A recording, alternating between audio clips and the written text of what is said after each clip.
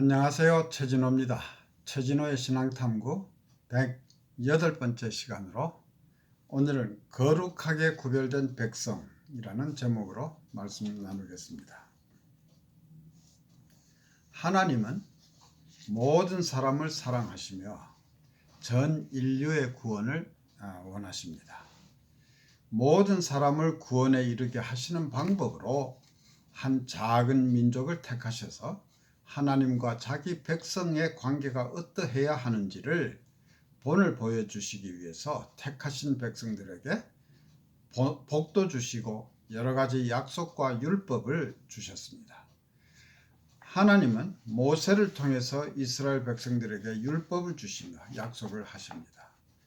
그럼에도 불구하고 이스라엘 백성들은 하나님의 뜻을 알지 못하고 또 믿지 못하고 단지 자기들이 아브라함의 자손이라는 이유만으로 자기들만 구원을 받는다고 생각했습니다. 그들은 하나님과의 약속을 지키지 않았고 하나님은 많은 선지자들을 보내어 이들을 달래기도 하시고 경고도 하셨지만 이스라엘 백성들은 끝내 하나님께 순종하지 않고 하나님과의 약속을 파기했습니다. 드디어 메시아이신 예수님께서 이 땅에 오심으로써 새로운 약속의 시대가 열리고 이스라엘 백성들의 역할은 끝났습니다. 만일 이스라엘 백성들이 하나님의 뜻에 순종하고 그리고 이 땅에 오신 예수님을 받아들였다면 그들을 통해서 모든 나라 백성들이 축복을 받았을 것입니다. 그러나 이스라엘은 끝내 이를 거부하였고 예수님의 사역이 완성됨에 따라 그들의 역할은 없어진 것입니다. 예수님은 마태복음 8장 11절과 12절에서 동서로부터 많은 사람이 이르러 아브라함과 이삭과 야곱과 함께 천국에 앉으려니와 나라의 본 자손들은 바깥 어두운 데 쫓겨나 거기서 울며 이를 갈미 있으리라고 말씀하셨습니다. 이스라엘 백성들의 역할은 없어지고 세계 복음화의 시대가 열리는데 정작 예수님을 믿지 않는 이스라엘 백성들은 버림을 받을 것이라는 것을 예고하신 것입니다. 이제 신약 시대에 와서는 인종이나 신분에 관계없이 예수님을 구주로 믿는 사람이면 누구나 하나님의 백성이 되는 것입니다. 이에 대해서 사도 바울은 골로새서 3장 11절에서 거기는 헬라인이나 유대인이나 할례당이나 무할례당이나 야인이나 스구디아인이나 종이나 자유인이 분별이 있을 수 없나니 오직 그리스도는 만유시요 만유 안에 계시니라 라고 말하고 있습니다. 그리고 오늘날의 교회는 예수님의 십자가 사역, 즉 그리스도께서 우리를 위하여 우리의 죄를 대신 지고 십자가에서 죽으셨다는 사실을 믿는 그 믿음 위에 세워진 것입니다. 예수님은 요한복음 15장 5절에서 나는 포도나무요 너희는 가지니 저가 내 안에 내가 저 안에 있으면 이 사람은 과실을 많이 맺나니 나를 떠나서는 너희가 아무것도 할 수 없음이라고 말씀하셨습니다. 예수님이 아니면 우리는 하나님과의 연결이 끊어져서 우리는 아무것도 할 수 없다는 것입니다. 예수님을 통해서만 우리는 하나님과의 연결을 가지게 됩니다. 우리 그리스도인은 살아계신 예수 그리스도와 결합되어 있고 그 결합에 근거해서 하나님과 연결되며 그리고 그리스도인 상호 간에도 서로 일치되어 있는 것입니다. 그러나 오늘날 우리가 살고 있는 이 세상은 과연 어떤 세상인가? 옛날 이스라엘의 왕이었고 왕 중에서도 역사적으로 가장 지혜로운 왕이었다고 일컬어지고 있는 그리고 온갖 부귀 영화를 다 누린 솔로몬은 전도서 1장 2절에서 헛되고 헛되며 헛되고 헛되니 모든 것이 헛되도다 라고 탄식을 하였습니다. 그런데 인생은 왜 그렇게 허무한 것인가? 하나님과의 관계가 단절될 때 인생은 의미가 없어지고 허무해집니다. 그러한 상태에서는 굳이 착하게 살아야 할 이유도 없고 이웃을 사랑해야 할 이유도 없습니다. 그러다 보면 자연 사람들은 이기주의적으로 흐를 수밖에 없습니다. 그리고 지나친 개인주의는 우리를 다른 사람으로부터 소외시키고 우리 내면의 진정한 자신으로부터도 소외시킵니다. 우리는 하나님과의 관계를 통해서만 인생의 허무함을 해결할 수 있습니다. 사람은 하나님과의 관계가 올바르게 형성되었을 때 비로소 사는 의미를 발견하게 됩니다. 하나님은 우리를 사랑하시기 위해서 창조하셨습니다. 하나님과 나의 관계가 사랑의 관계일 때 하나님은 우리 한 사람 한 사람을 천하보다도 귀하게 보신다고 하셨습니다. 우리는 원래 모두가 죄인이므로 죽어야 마땅한 자들이었지만 예수님이 십자가에서 우리를 대신해서 죽으심으로 우리의 죄를 없이 해주셨습니다. 이제 하나님은 우리를 자녀라고 부르십니다. 하나님이 나에게 너는 내 아들이다 라고 하셨습니다. 하나님이 나의 아버지이신 것입니다. 우리는 예수 그리스도를 통해서 하나님과의 새로운 관계가 형성됨으로써 엄청난 신분의 상승이 되는 것입니다. 사도 바울은 고린도 후서 5장 17절에서 그런즉 누구든지 그리스도 안에 있으면 새로운 피조물이라 이전 것은 지나갔으니 보라 새 것이 되었도다 라고 하였습니다. 우리는 새로운 사람이 된 것입니다. 그리고 우리는 같은 하나님의 자녀가 되었으니 이론적으로 모두가 형제 자매가 된 것입니다. 우리는 모두가 한 가족입니다. 이와 같이 우리 그리스도 안에서 형제 자매가 된 자들이 모인 교회를 바울은 그리스도의 몸이라고 하였습니다. 교회가 그리스도의 몸이라면 교회의 구성원인 우리 각 사람은 그 몸의 지체입니다. 팔이고 다리고 머리고 눈이고 귀고 그렇습니다. 이와 같이 한 교회 구성원인 우리는 각자 받은 은사에 따라서 교회 내에서 맡은 직분은 다르나 누구는 더 중요하고 누구는 덜 중요한 것이 있을 수 없습니다. 모두가 중요합니다. 오히려 몸에 약하게 보이는 지체가 도리어 요긴할 수도 있습니다. 우리 몸의 한 부분이 고통을 받으면 몸 전체가 고통을 받게 됩니다. 따라서 우리는 모두가 하나가 되어 서로 위하고 아끼며 보호해야 하는 것입니다.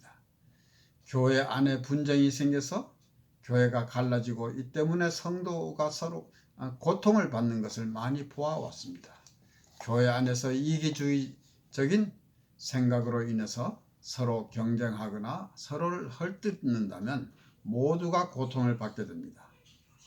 그리스도의 몸된 교회 공동체는 교회 밖의 세상과는 달라야 할 것입니다. 교회 공동체, 즉 세 사람을 입은 자들의 공동체는 과연 어떤 공동체가 되어야 하는가? 첫째, 인종이나 사회적 신분 등에 의한 편견이 없는 공동체입니다. 예수님은 이러한 공동체를 가족이라고 부르셨습니다. 둘째, 하나님의 택하신 거룩하고 사랑하신 자들의 공동체입니다.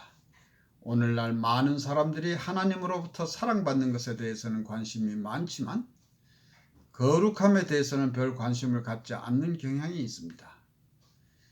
거룩함이란 무엇을 말하는가? 거룩함이란 구별됨을 의미합니다. 하나님은 우리를 자녀 삼으심으로 우리를 거룩한 백성이라고 구별하여 주셨습니다. 우리는 그리스도 안에서 하나님의 거룩한 백성인 것입니다.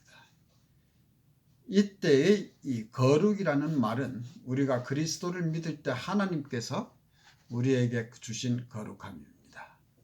하나님께서 우리를 거룩하게 구별하셨음을 의미하는 것입니다.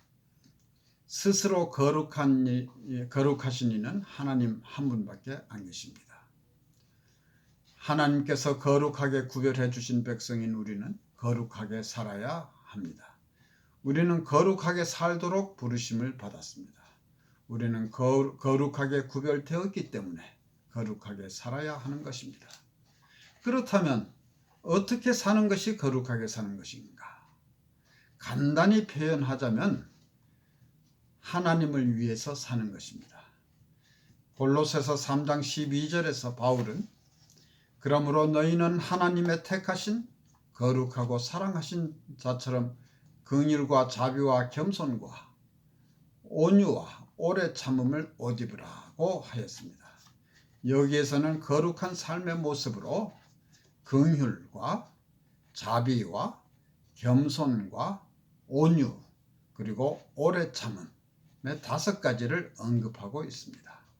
그리고 거룩한 삶의 구체적인 실천 사항으로 골로새서 3장 13절에서부터 15절까지에서는 누가 네게 혐의가 있거든 서로 용납하여 피차 용서하되 주께서 너희를 용서하신 것과 같이 너희도 그리하고 서로 용서하고 이 모든 것 위에 사랑을 더하라. 이는 온전하게 매는 띠니라. 그리스도의 평강이 너희 마음을 주장하게 하라. 평강을 위하여 너희가 한 몸으로 부르심을 받았나니 또한 너희는 감사하는 자가 되라고 합니다. 우리는 서로 용납하고 피차 용서하는 삶을 살아야 하는데 이 모든 것 위에 사랑을 더하고 또 그리스도의 평강이 우리의 마음을 주장하게 하며 감사하는 자가 되라고 합니다. 데살로니가 전서 5장 11절에서는 그러므로 피차 권면하고 피차 덕을 세우라고 합니다. 성도 간에는 서로 권면하고 서로를 양육하며 우리의 신앙이 함께 자라야 합니다. 고린도전서 3장 18절에서는 아무도 자기를 속이지 말라. 너희 중에 누구든지 이 세상에서 지혜 있는 줄로 생각하거든 미련한 자가 되어라. 그리하여 지혜로운 자가 되리라고 하였습니다. 우리 주위에서 매우 약삭빠른 사람들이 간혹 있습니다. 그러나 많은 경우에 자기 꾀에 넘어가서 나중에는 더 큰 손해를 보는 것을 간혹 볼 수 있습니다. 누구든지 세상에서 지혜 있는 줄로 생각하거든 미련한 자가 되어라. 는 이 말은 우리가 이 세상 사람들이 보기에는 다소 어리숙하게 보이는 것이 좋다는 얘기입니다. 그래야 오히려 지혜로운 자가 된다는 말씀입니다. 에베소서 4장 29절에서는 무릇 더러운 말은 너희 입 밖에 내지도 말고 오직 덕을 세우는 데 소용되는 대로 선한 말을 하여 듣는 자들에게 은혜를 끼치게 하라고 합니다. 그리고 골로새서 3장 17절에서는 또 무엇을 하든지 말에나 일에나 또 다 주 예수의 이름으로 하고 그를 힘입어 하나님 아버지께 감사하라고 합니다. 우리는 서로 헐뜯고 다투는 세상에 살고 있습니다. 그렇다고 우리 자신도 남을 헐뜯고 다투면서 근심하고 외롭고 불확실하고 공허함을 느끼면서 살아간다면 이 세상 사람들과 다를 것이 없지 않겠습니까? 우리는 건강하지 못한 세상에 살고 있지만 그러나 건강한 인간으로 살아야 합니다. 건강하지 못한 세상에서 건강한 인간으로 살아야 합니다. 우리가 이 땅에서 하나님의 의도를 따라 화평한 삶을 만들어 간다면 서로에게 그리고 필요한 사람에게 안식처가 되어줄 수 있을 것입니다. 이것이 바로 우리가 이 땅에서 거룩한 백성으로서 살아갈 때 하나님께서 우리에게 주시는 선물이요 소명입니다. 예수님은 마태복음 5장 16절에서 이같이 너희 빛을 사람 앞에 비치게 하여 저희로 너희 착한 행실을 보고 하늘에 계신 너희 아버지께 영광을 돌리게 하라고 하십니다. 감사합니다.